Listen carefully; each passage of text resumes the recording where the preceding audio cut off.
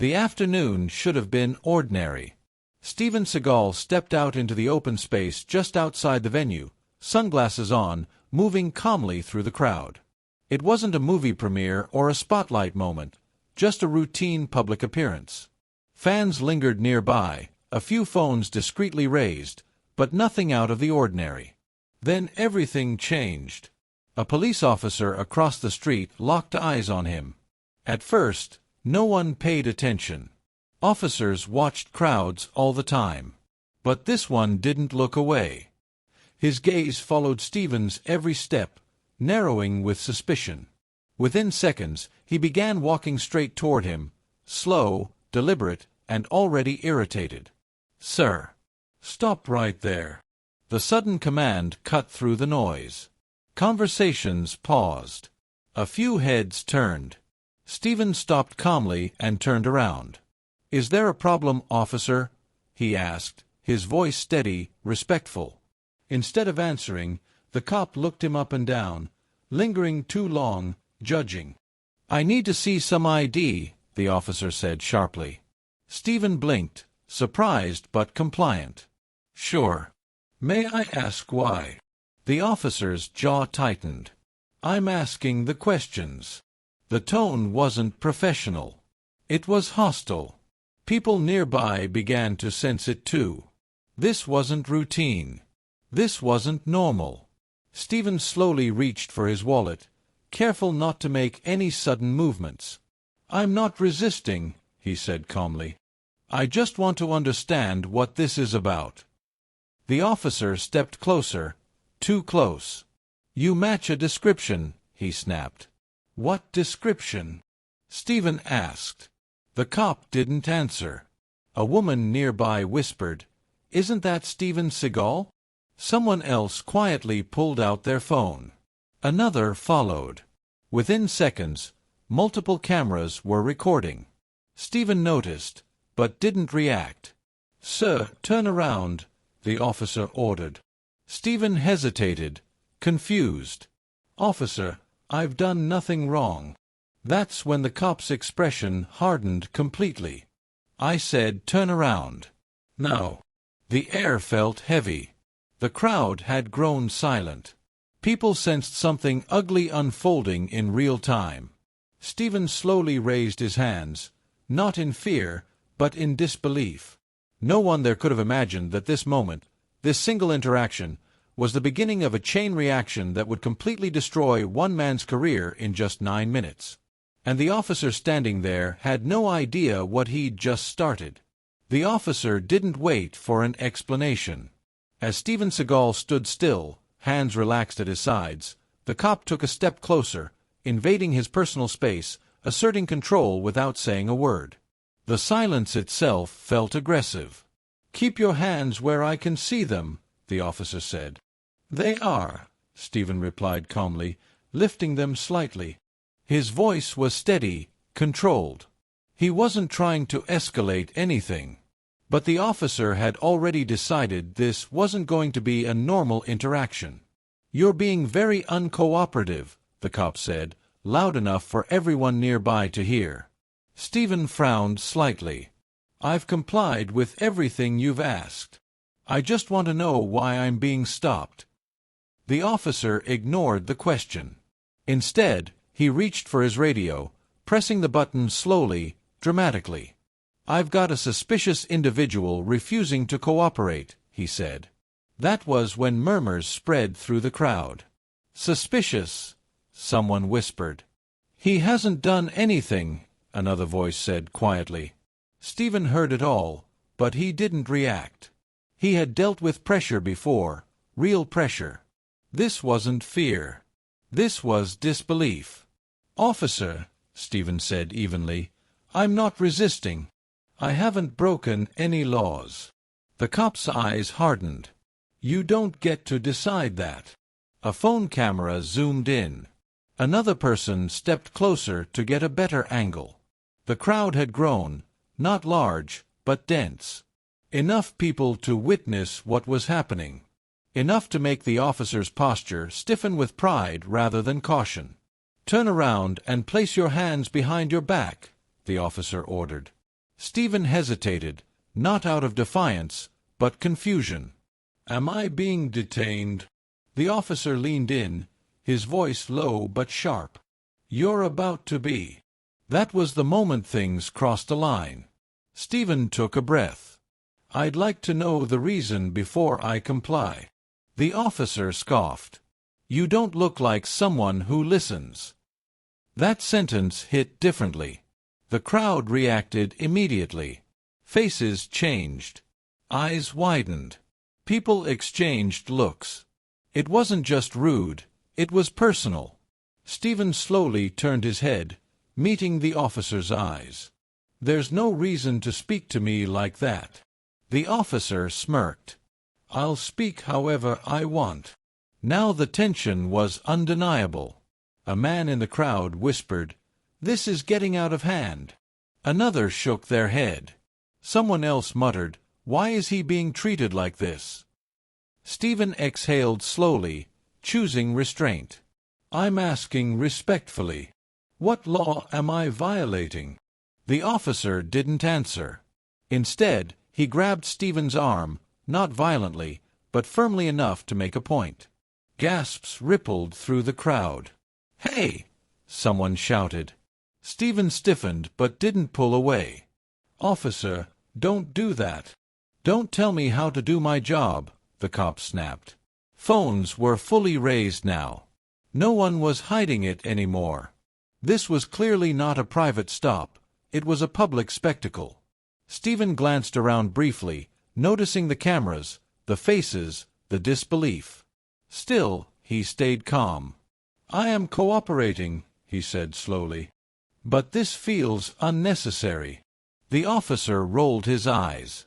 "You people always say that." That was the moment everything changed. The words hung in the air, ugly, loaded, undeniable. The crowd reacted instantly. "What do you mean, you people?" a woman asked loudly. The officer ignored her completely. Steven's jaw tightened. "Officer," he said firmly, "that comment was inappropriate." The cop laughed. "Now you're telling me what's appropriate." He turned to the crowd. Everyone stepped back. No one moved. Instead, more people stopped walking. More phones came out. The scene had become impossible to ignore. Steven stood there, calm but clearly offended, not for himself alone, but for what this moment represented. "I've done nothing wrong," he said one last time. The officer stared at him, jaw clenched, eyes cold. "We'll see about that." And with that, he reached toward his cuffs. The crowd gasped. Someone shouted, "This is abuse of power." Another voice yelled, "He's not resisting." The officer didn't care. He had authority. Or at least, he thought he did.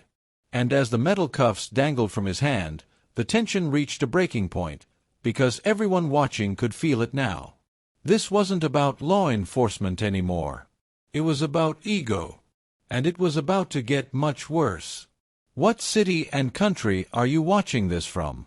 Drop it in the comments below and keep watching, because the next moment changes everything. For a split second, time seemed to slow. The officer's hand hovered near his belt, fingers brushing the cold metal of the handcuffs. Steven Seagal noticed it immediately. So did everyone else. "Officer," Steven said calmly, "this is unnecessary." The cop didn't respond. Instead, he stepped behind Steven and grabbed his wrist. That single motion shattered whatever balance remained. "Hey! What are you doing?" someone shouted from the crowd. Steven didn't resist. He didn't pull away. He simply turned his head slightly. "I'm cooperating," he said clearly, loud enough for the cameras to hear. "There is no reason for restraints."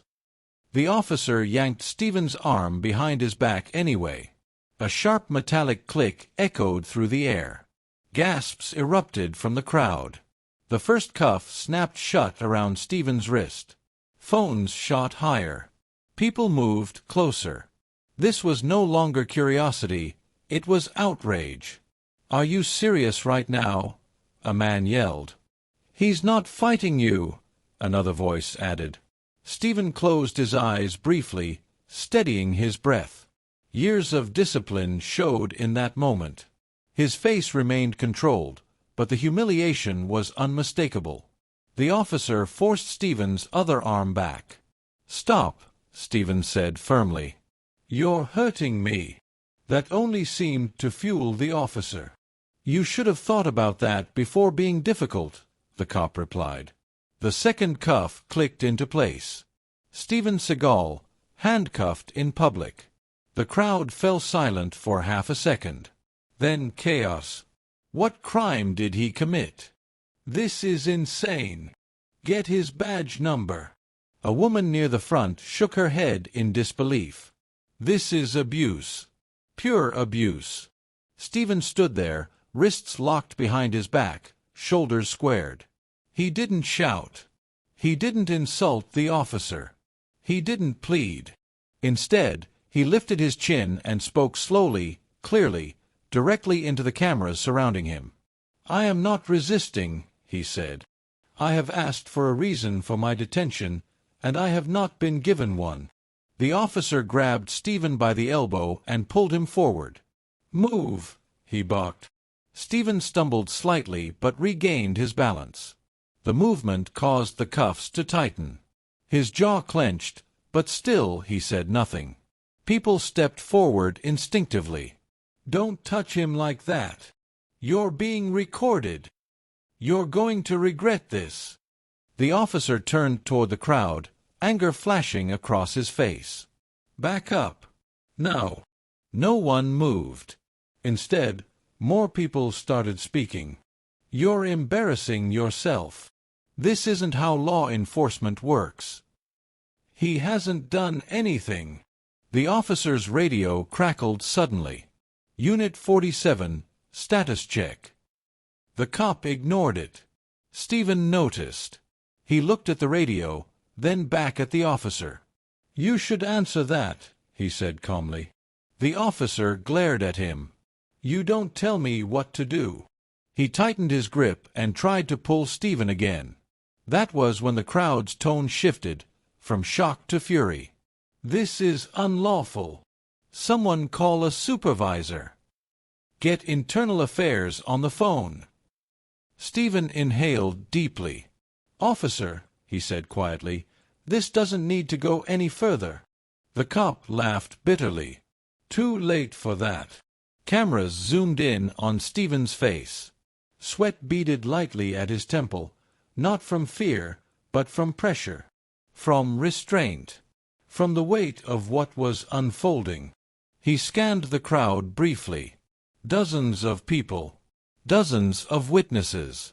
Then, without drama, without announcement, Steven spoke one simple sentence, barely above a normal speaking volume. "Please make sure you keep recording." The effect was immediate. People nodded. Phones steadied. Angles adjusted.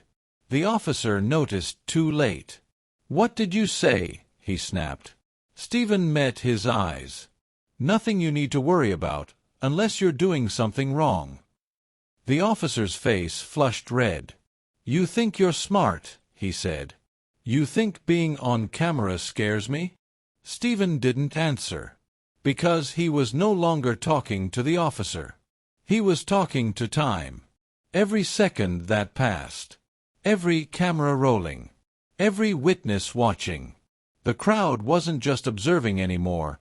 They were documenting. And somewhere in the distance, sirens could be heard. Another unit was arriving.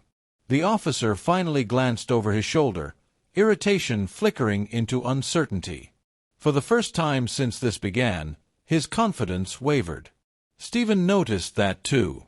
And for the first time since the cuffs went on, Steven allowed himself a small, controlled breath. Because the situation had shifted. The officer still had the handcuffs. But Steven had something far more powerful now. Witnesses. Evidence. Time. And the countdown had officially begun. If you were standing there and saw this happening, would you step in or keep recording? Comment, "Step in," or record below, and stay with us, because the next part changes everything. The sirens grew louder. Not close, yet, but unmistakable. The officer's grip tightened on Steven's arm as he glanced down the street. For the first time since this began, his posture shifted. Just slightly. Enough for Steven to notice. "Stand right here," the officer ordered, positioning Steven beside a metal barrier. "Don't move." Steven didn't respond. He didn't need to. The crowd had thickened now. What started as a handful of bystanders had grown into a tight semicircle of witnesses, faces serious, phones raised, voices low but angry. The energy had changed. This was no longer entertainment. It was accountability forming in real time. The officer finally pressed the button on his radio. "Unit 47, he said curtly. "I have one detained. Possible obstruction." A pause. Then a voice crackled back. "Copy that. What's the basis for detention?" The officer hesitated. Steven watched him carefully. "Suspicious behavior," the cop replied. There it was again. Steven tilted his head slightly.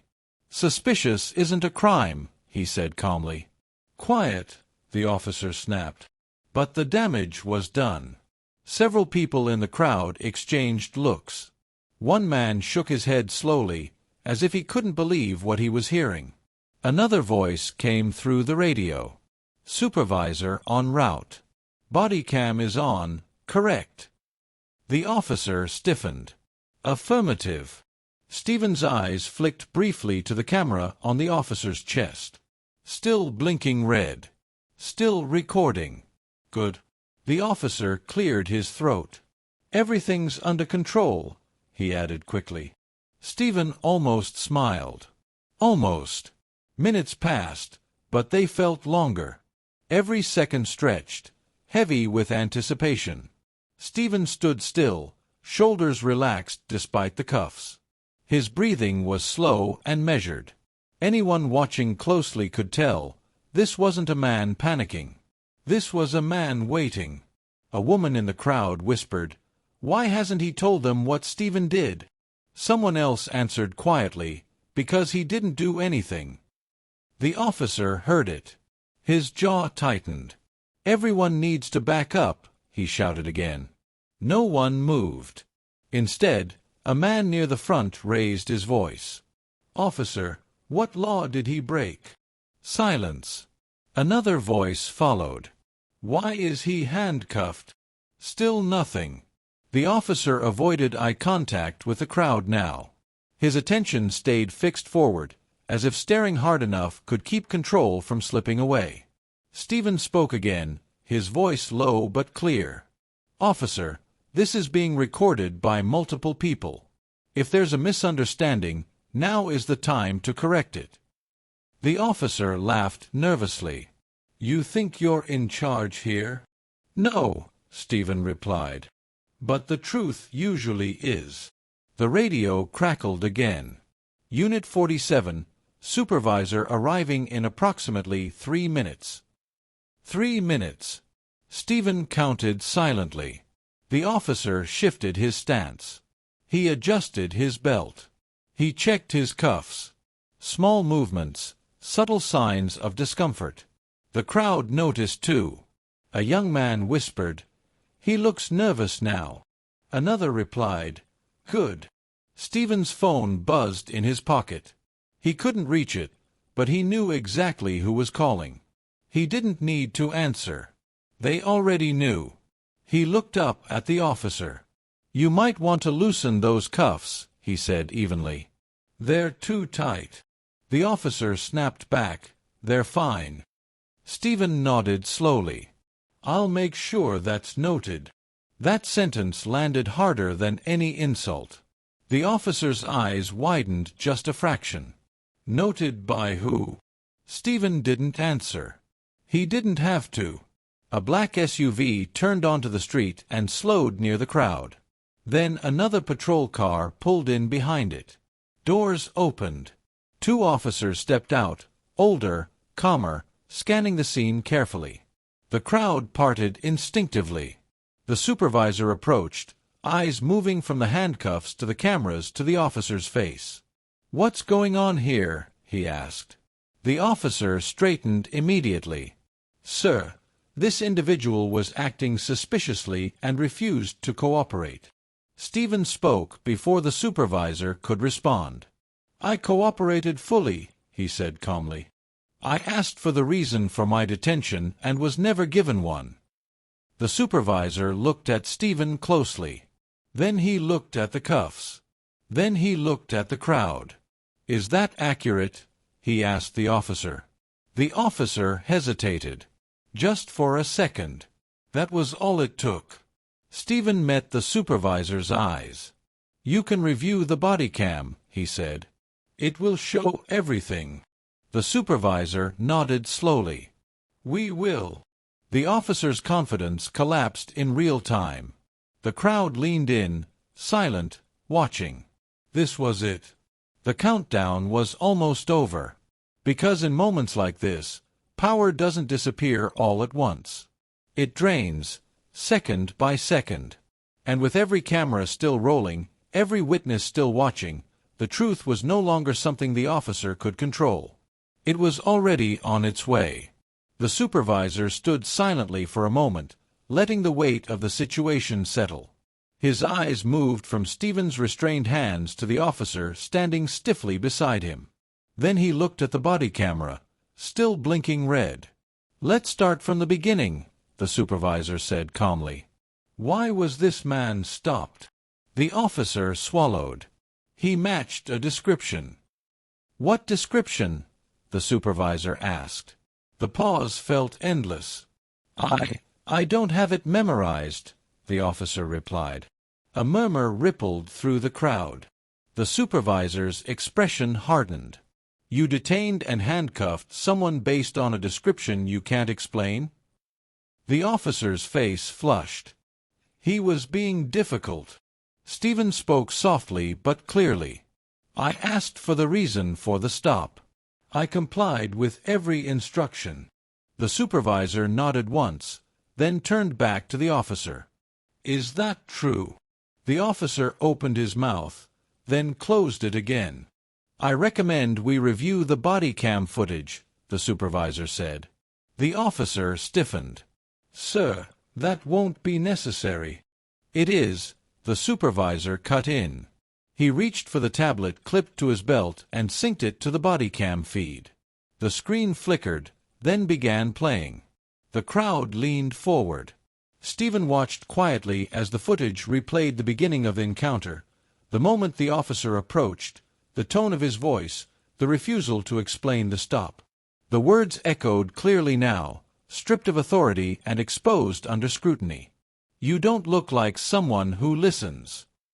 A wave of discomfort passed through the onlookers. The supervisor's jaw tightened. The footage continued, Steven asking calmly why he was being detained. The officer ignoring the question. The comment, "You people always say that." The supervisor paused the video. "What did you mean by that?" he asked the officer. The officer shifted uncomfortably. "I didn't mean anything by it." The supervisor raised an eyebrow. "Then explain it." Silence. Steven felt the cuffs tighten slightly as the officer adjusted his stance. An unconscious reaction, a man realizing control was slipping through his fingers. The supervisor resumed the video. The handcuffs came out. The crowd's reaction was audible. Steven's calm voice filled the air. "I am not resisting." The supervisor stopped the footage again. "Why were handcuffs applied?" he asked. "For officer safety," the cop replied quickly. The supervisor nodded slowly. "At what point did he threaten you?" The officer hesitated. "He didn't." "Did he attempt to flee?" "No." "Did he resist physically?" "No." The supervisor locked eyes with him. "Then explain the cuffs." The officer had no answer. The crowd was completely silent now. Steven felt something loosen, physically and mentally. Not the cuffs yet, but the pressure. The truth had shifted the balance. The supervisor turned toward Steven. "Sir, I apologize for what you've experienced so far." Steven nodded once. "Thank you." Then the supervisor addressed the officer. "Remove the cuffs." The officer froze. "Sir." "Now." Slowly, reluctantly, the officer stepped behind Steven and unlocked the cuffs. The metal fell away with a dull clink. Steven rolled his wrists gently, breathing out for the first time in several minutes. The crowd reacted instantly. Some clapped, others exhaled in relief. The supervisor wasn't finished. "Step aside," he ordered the officer. The officer obeyed, eyes downcast. The supervisor turned to the crowd. "This interaction is now under official review. Anyone who recorded footage, please preserve it." People nodded. Phones stayed raised. Steven adjusted his jacket, composed as ever.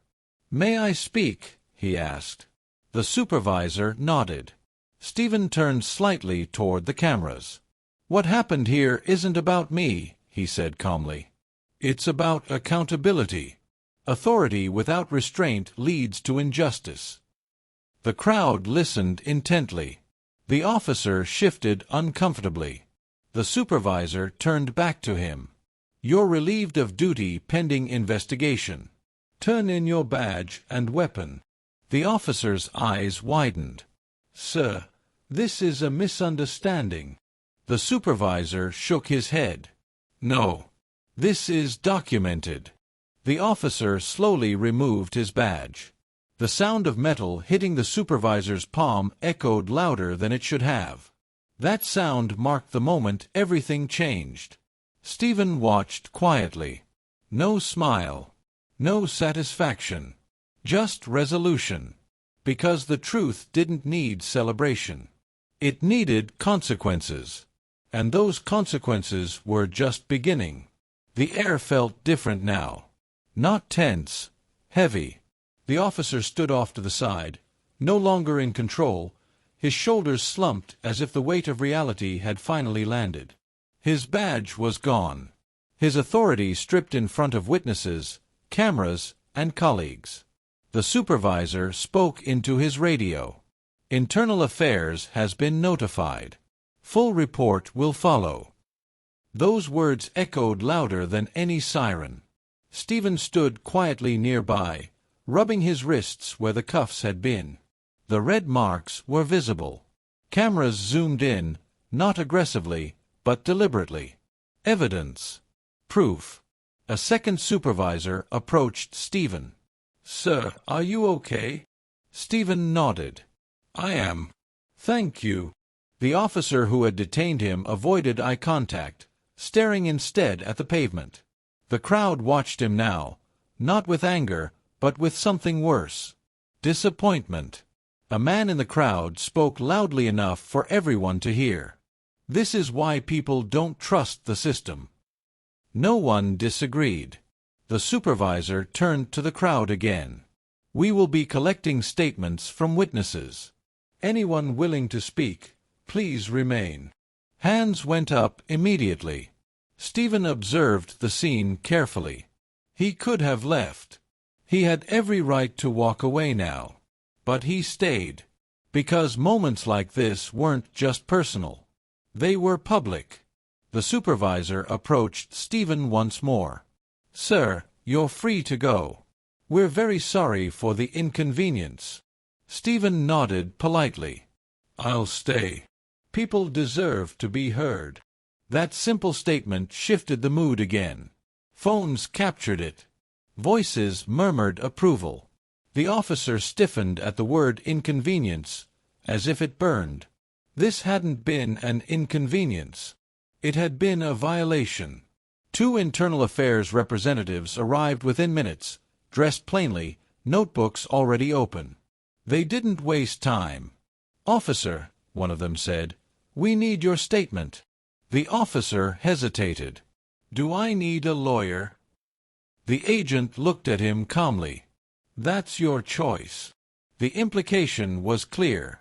Steven watched as the officer stepped away, shoulders tight, confidence gone. His career, whatever shape it would take after this, was no longer in his control. A reporter pushed closer. "Mr. Seagal, do you have any comment?" Steven paused, choosing his words carefully. "This isn't about me," he said. "It's about making sure no one else experiences this." That sentence spread quickly. Within minutes, notifications buzzed across phones in the crowd. Social media posts were already circulating. Clips uploaded. Headlines forming in real time.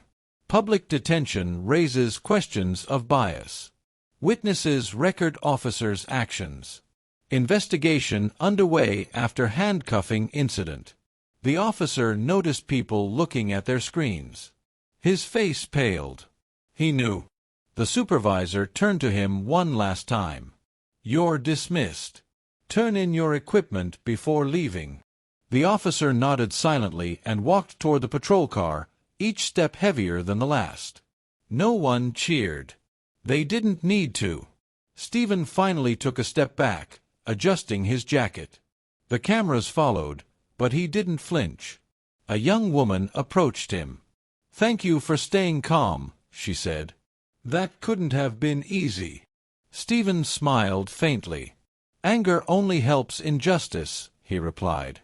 "Calm exposes it." More phones recorded that too. The internal affairs agent returned to the supervisor. "We'll be recommending immediate suspension pending full review." The supervisor nodded. Understood. Suspension. In the world of law enforcement, that word carried consequences. Careers had ended over less. Steven glanced once more toward the patrol car.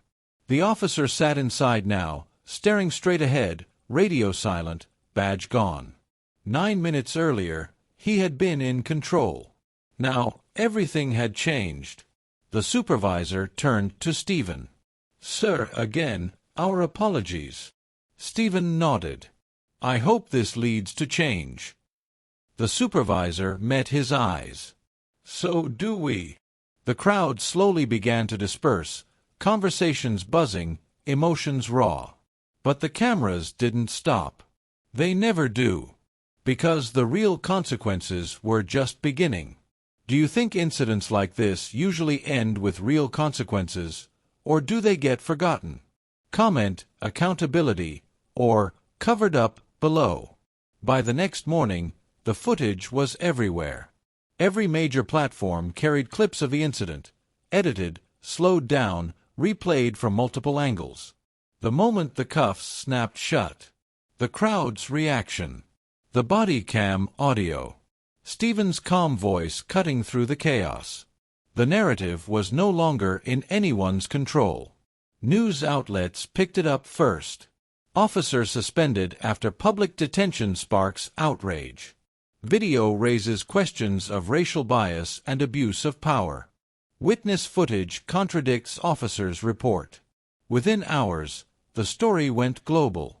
Steven Seagal woke up to hundreds of messages. Some were from friends.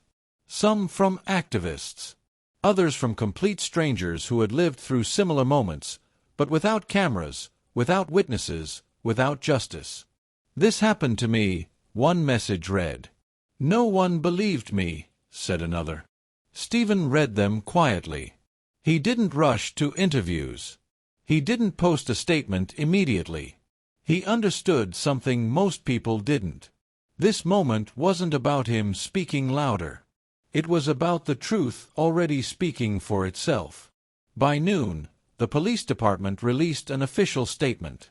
Following a review of body camera footage and witness evidence, the officer involved has been terminated effective immediately. No suspension. No administrative leave. Terminated. The word spread fast.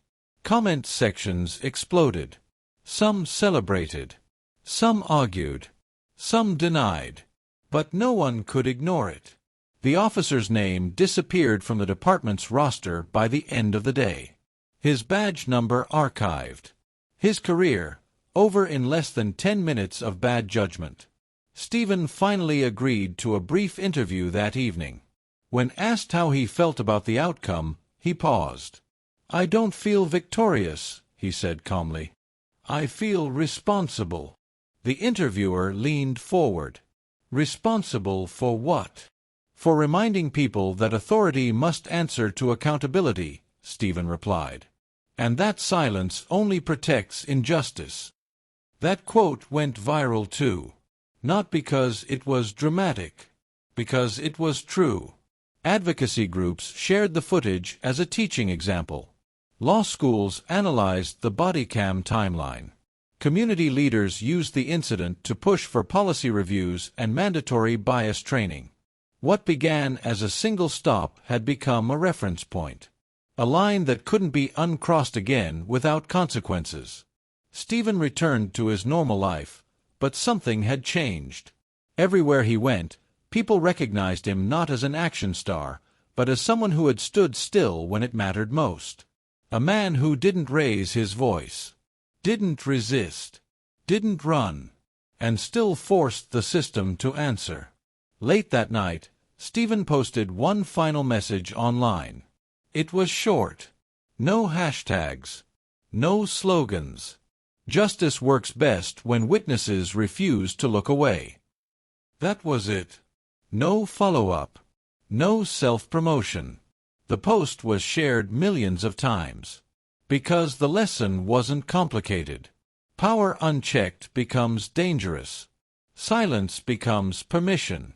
And accountability, real accountability, only happens when people stay present. The officer lost his career in 9 minutes.